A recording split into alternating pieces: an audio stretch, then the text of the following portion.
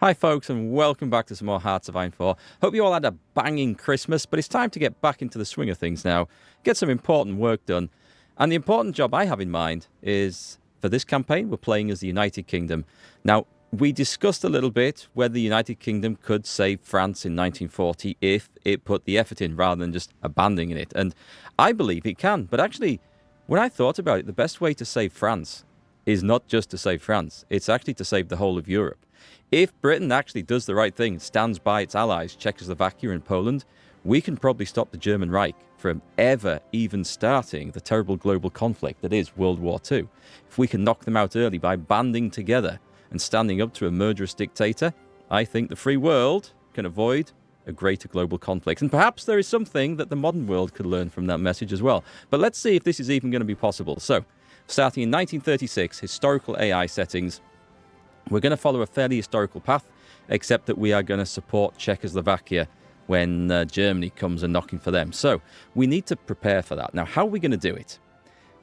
We obviously need to turn Britain into one giant military factory. So this is going to be our goal. There's various ways of doing this, but let's start by putting the basic research in place to get everything we need. Construction speed is going to be absolutely key to this strategy because we need to get as many military factories as we possibly can, and you're going to see exactly what I'm going to do in the coming episodes.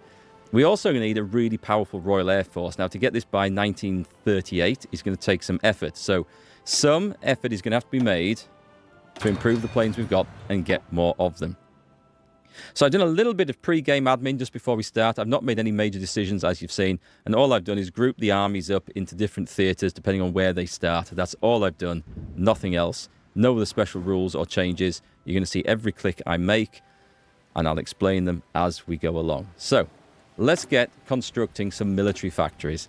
Now, there's going to be penalties at the start of the game for building military factories so early because of our economy type and construction speed. So, we're going to build in areas of 100% infrastructure. So, we're going to set a big group of civilian factories off doing that. Meanwhile, we improve the infrastructure in another one up to 100% with just a smaller group. And this way, we're going to churn out as many military factories as possible in as short a space of time as possible. We're also going to sacrifice the light tanks. We have no use for light tanks in this world. And we're going to need a lot of artillery and a whole lot of infantry weapons. This is the plan. The Navy is not going to play such a big role as we have done in typical British playthroughs. And the reason for that is that we do not want Germany to get to a position where they can actually be much of a naval threat to us. And Britain has a good fleet to start with. It's really the land force that we're going to push for this, but as we've got some destroyers started and mostly finished, we may as well finish those off. Destroyers are always useful. You know, we can always use those.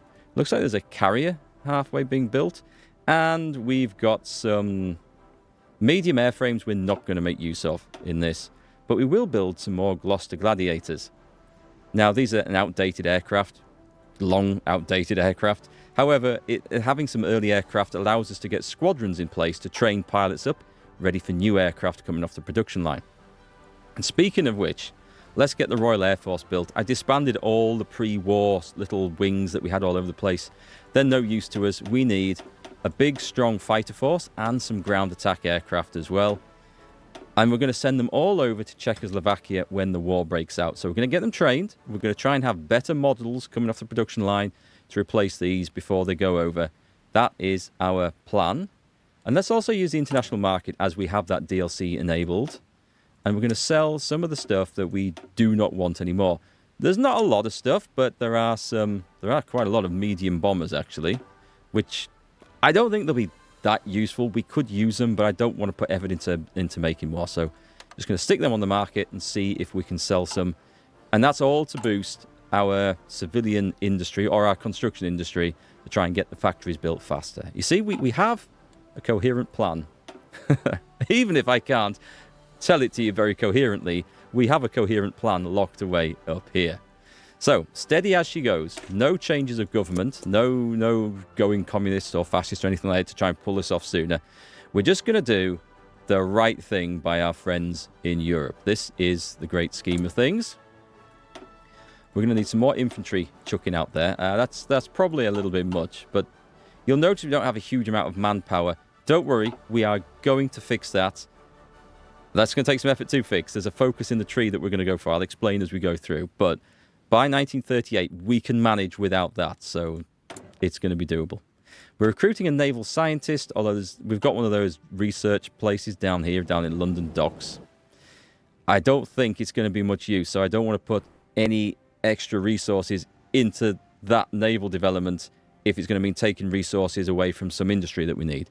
But I think we're okay, so let's just speed this up and roll on the game and see where we get to with this one.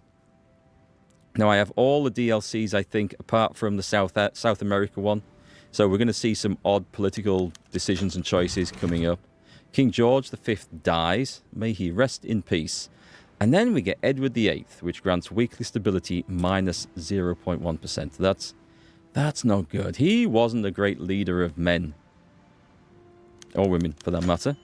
Japan abandons a naval treaty. It's weird, actually. I'm just thinking that. That's saying a great leader of men. As if the women don't really count and don't need a leader. It's an odd saying, isn't it? I guess it probably comes from leading military and armies when traditionally a time women weren't allowed in the armies or weren't in the armies. I say weren't allowed. There actually were women fought in some of the armies going back quite a long time. And the most famous one I know was a lady in the American Civil War. But anyway, that is beside the point. Let's get on with watching where we're going in here. So steady as she goes. I'll show you our future paths. We're going to go down home defense rather than global defense because both have options to get rid of a debuff that we have, the war to end all wars, recruitable population minus 30%. We're still hurting from World War I. We can get rid of it there very quickly if we go down global defense at the cost of 10% stability. If we can manage till war breaks out, we can get rid of it here at no such cost.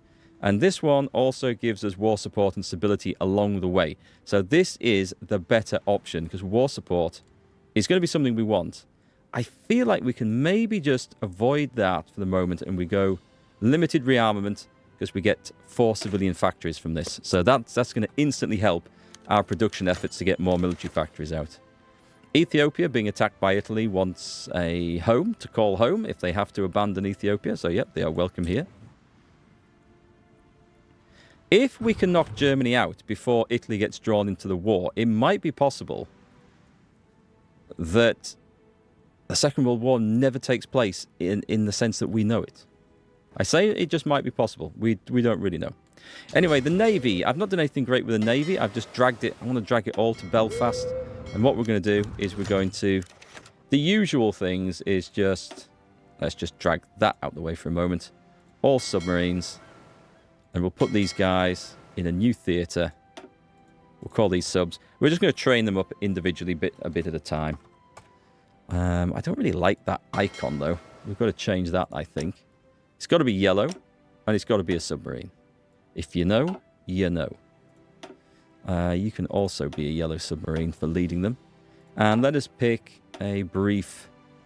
I can't remember ever who is the best one to lead submarines, so I'm just going to randomly guess that this gentlemanly chap, Bernard Rawlings, he sounds like a wonderful bloke.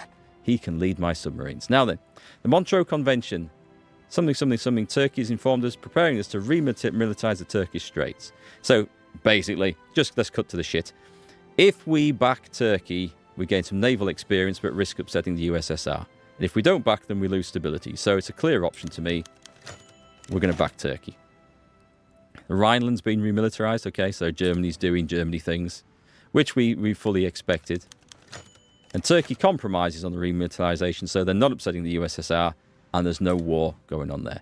This is just a warning to you folks that sometimes buying all the DLC and having them all enabled doesn't necessarily make your game better. It opens up more options.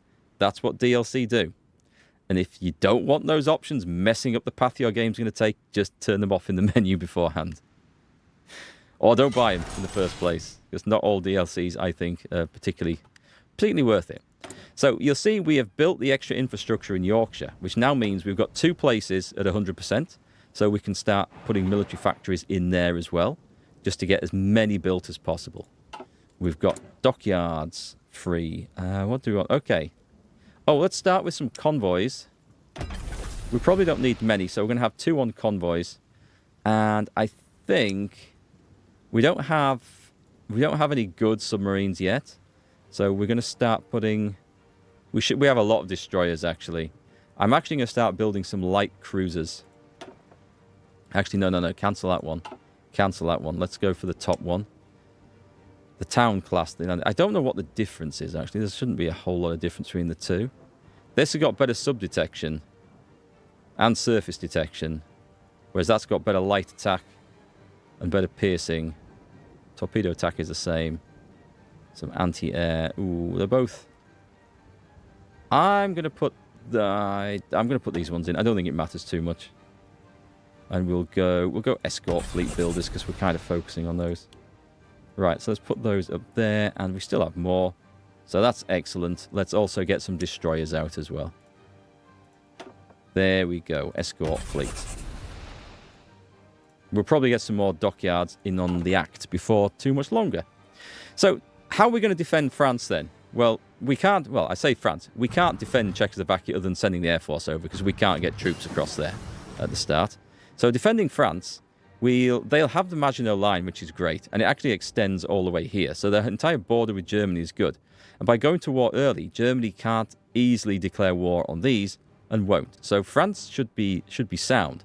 What we can do is, if we can catch them unaware, is try and pile through somewhere and try and expand into Germany, or even do a naval invasion. So these are all possibilities. Brilliant. The aircraft are ready. What we need is some air experience to go with that. We've got nothing to add in here as yet, so that's all good. That's all fine. We kind of... Oh, can we get Marines? Yeah, let me get Marines researched early because, you know I love my Marines. And also, there's two things we need to do in here, I think, early on. One is to get a general in because we need army experience, and I am tempted. We've got a division speed is really good, but I'm thinking 10% offense. But then experience. Experience. Oh, do you know what? I'm going to wait. I'm going to wait till we've got 200 points and put a general in there. There's two other things that we really need our political power for early on. And that is to change the economy type. And I forget what the other one was, but I'm sure it'll come back to me soon. Research bonus for trucks, Royal Tank Regiment. Both of those can wait for the time being. And the Shadow Scheme we can't integrate yet. So that's absolutely fine. Let's go back to the other option and go home defense. Because remember, Britain is not supposed to be a military force at this point.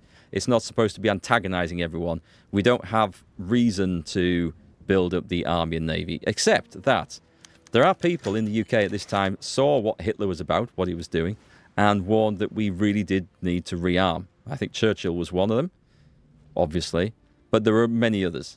And so we can do it, but the game doesn't give us any easy options from the focus tree. Italy abandons a naval treaty. I mean, that should really be a warning bell right there, that Italy's planning on doing something nefarious. Right, let's get the submarines on training. I just need to wait for the experience to... Sorry, the experience, the political power to grow. It's growing nice and fast, which is one thing good about the UK. Oh, we didn't put a location on for that. That's fine. Let's just see what our armies are like, by the way. We don't currently have anyone in charge, so give me a good infantry commander. Someone who can be reasonably aggressive. I mean, they're all much of a muchness, really. Let's go for... I mean, Harold Alexander seems quite good. And let's also get our tank regiment out of there. And our three... Is it 3 or 4 regiments of cavalry? 3 regiments of cavalry.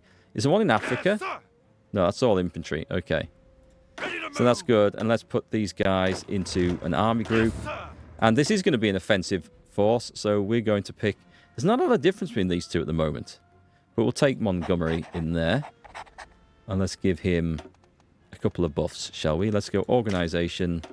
And that's all he's got. That's fine. Right, let's get these guys trained up. And our slightly more aggressive force. Do we have panzer leaders? We have Neil Ritchie. Attack of 3. I'm looking for the one with the best attack, obviously. Jock Campbell. Looks like a better option there. And I don't see... Oh, we do got William Gott. Okay, yeah, Jock Campbell is going in there. And let's train him up as well. So we should see... There we go. Let's get those guys into there. Oh, let's make sure all our other forces are training up as well. These are the Africa force. We've also got one in the Mediterranean and the Far East. Basic machine tools. Oh, we can go straight for concentrated industry. I'm fairly confident that we're going to be able to fend off any German bombers on this run. So, military staff, let's get Alan Brooke, army maneuver. I mean, speed is never a bad thing. So, but it's mostly, I guess, for that extra experience we're going to get, because we're going to burn through that considerably quickly as we try to really optimize our templates. Edward VIII abdication crisis. Basically, we're getting rid of the old king, and he must abdicate, and regain base stability, which is very, very nice. Feel free to pause the video and read that if you want, but I've played this so many times. I'm not reading it out every time. God save King George VI. Now, this is brilliant.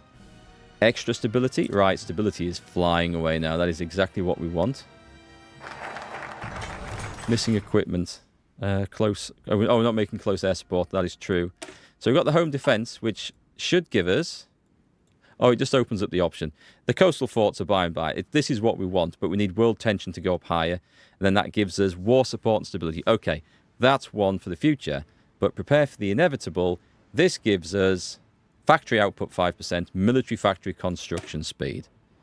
And we don't care about the intervention focuses down there. But once we've got these, we're going to start churning out more factories, more equipment, more everything.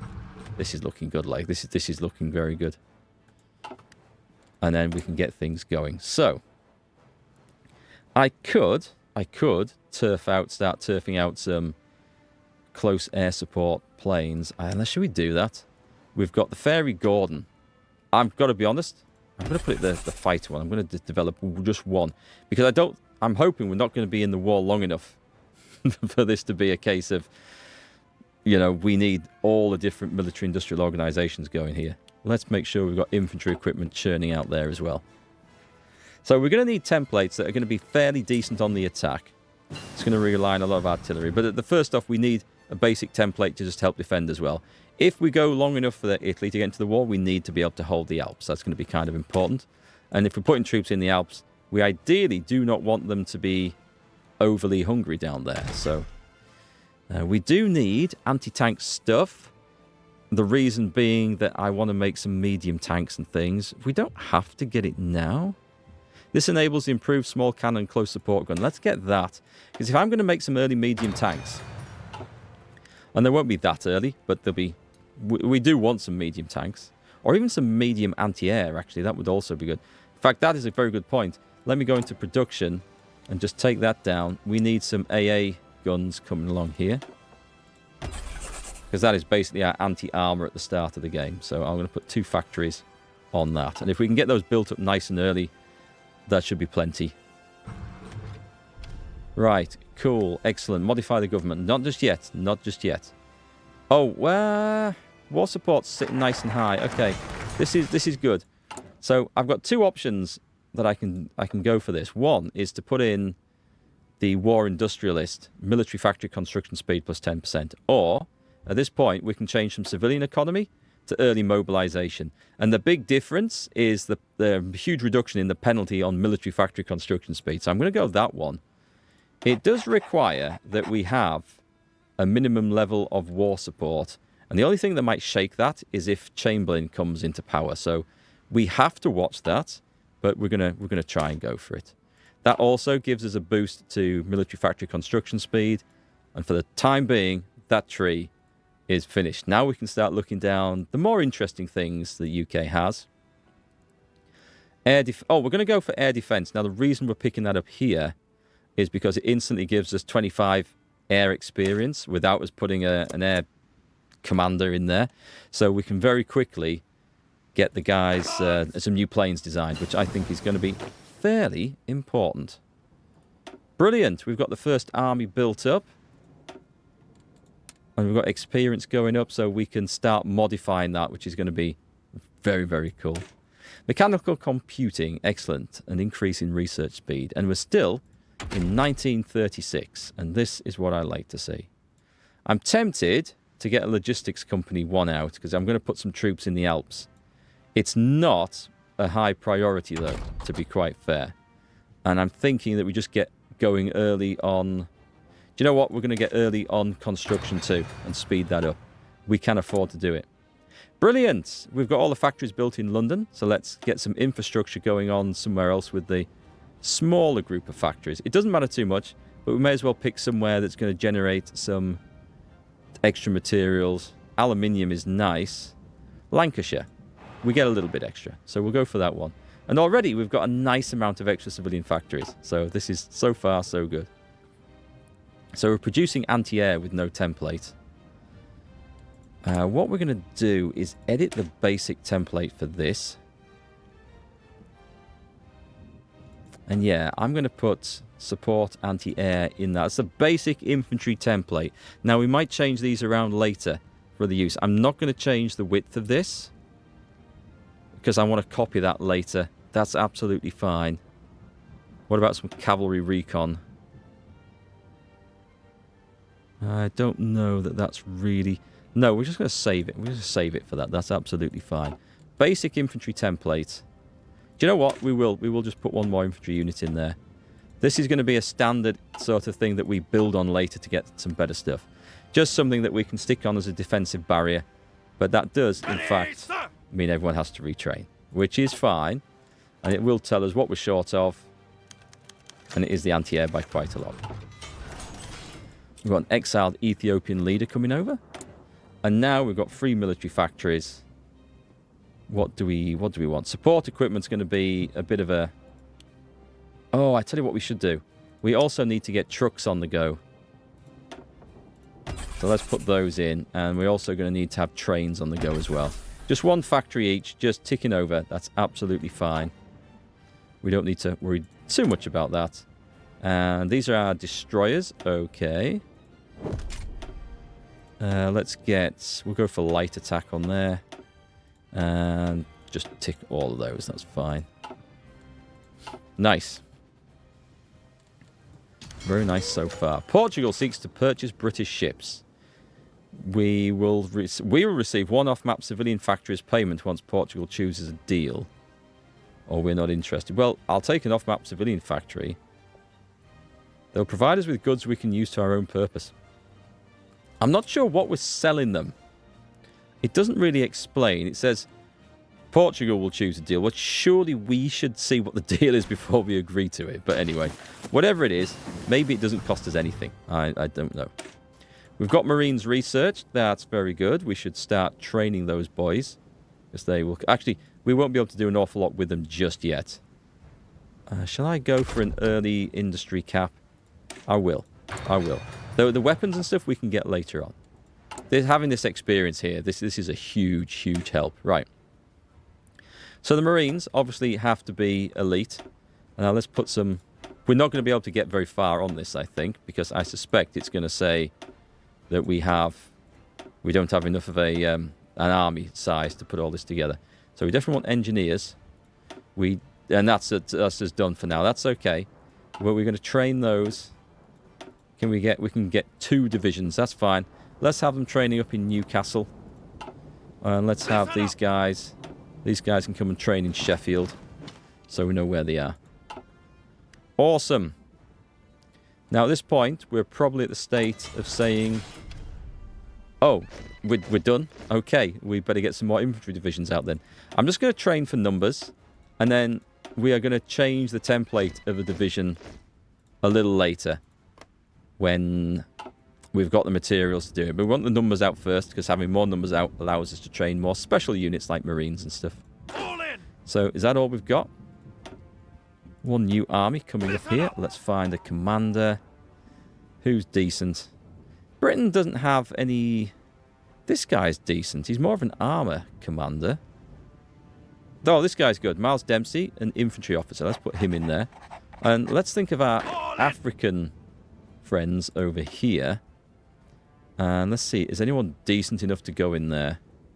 We just need someone kind of average, I guess. What's a war hero? William Slim. Let's put him over there. What's he got? Guerrilla fighter. Not terribly exciting. So there's the situation in Africa is such that, you know, we are going to have to hold Africa, but my main priorities are obviously France and Germany. That is a priority. In fact, what we'll probably do is if we can't get enough units of our own, we will bring over some colonial troops. We'll just request forces from our puppets to garrison these borders, just in case we can't get the war finished. I suspect we won't get the war finished by the time Italy comes in, but it is a goal that we are going to at least try for. Okay, let's go through. We have infantry equipment.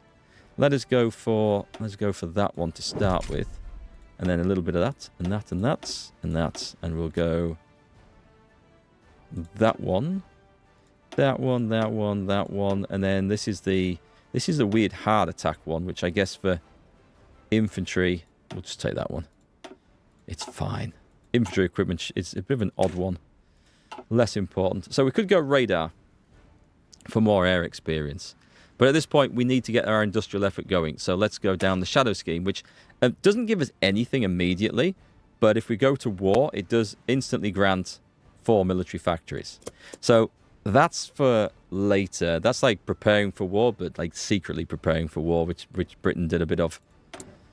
It's like, okay, let's not anyone know that we're actually doing this. We should have Lancashire ready to receive another 5 military factories now.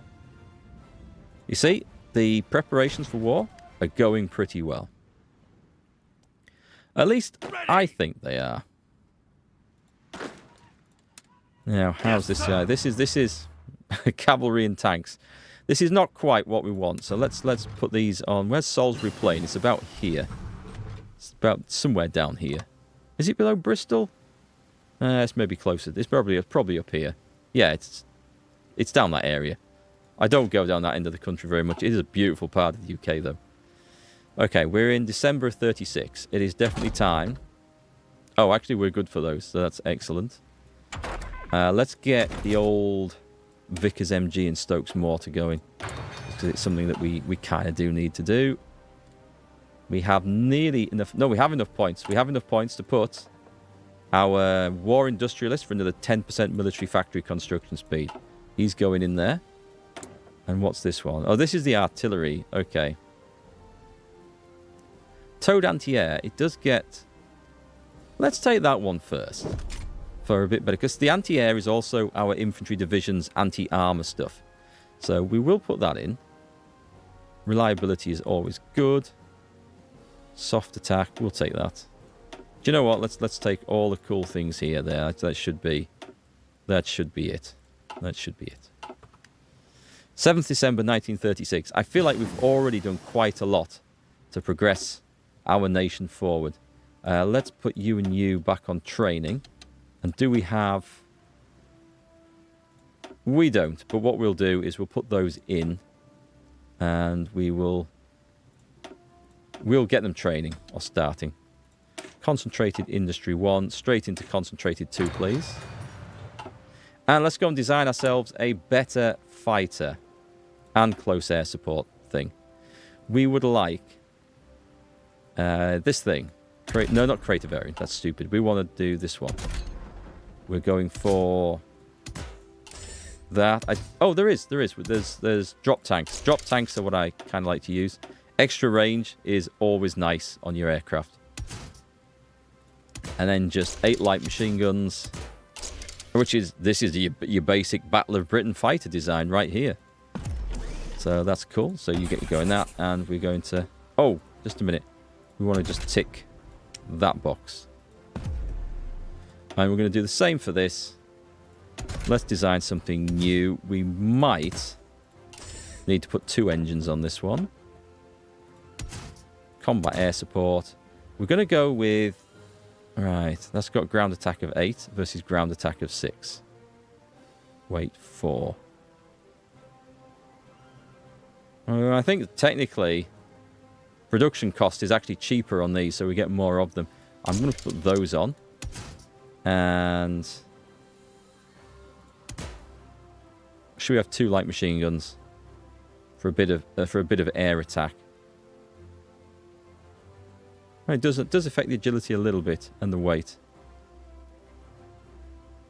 We'll do that because it looks like the sort of historical thing that they would do. What looks good out of this? That looks good. Let's go with that one. I mean, this we don't have. Oh, I need the not the dive brakes. No, not the dive brakes. The drop tanks. There we go. That actually looks like a nice model. It looks like the Paul Defiant, I think. Was it the Paul Defiant? Boston Paul Defiant?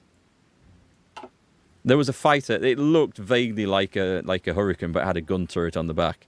And it surprised a few German fighter pilots in the early stages of the war. Got some early kills. But then they realized it was actually kind of slow and not very maneuverable. And the Germans didn't have an issue with it after that. It just, the initial shock. It's like a fighter with a machine gun turret. What is this nonsense? Bulgarian rearmament negotiations? No. No. You cannot start rearming Bulgaria. You're likely to be on the bad guy side, so we want nothing to do with that. Okay, so things should be coming on well. We're still after equipment here, but that's fine. The factories are now churning out very nicely. Let me get the next infrastructure zone done. Let's go for the West Midlands. Or shall I go? I'm actually going to go Cumbria, which is, it's a bit more effort, but it's 2 aluminium. And we do need some aluminium. I should really build that up in the Highlands if I was really concerned about it, but it is what it is.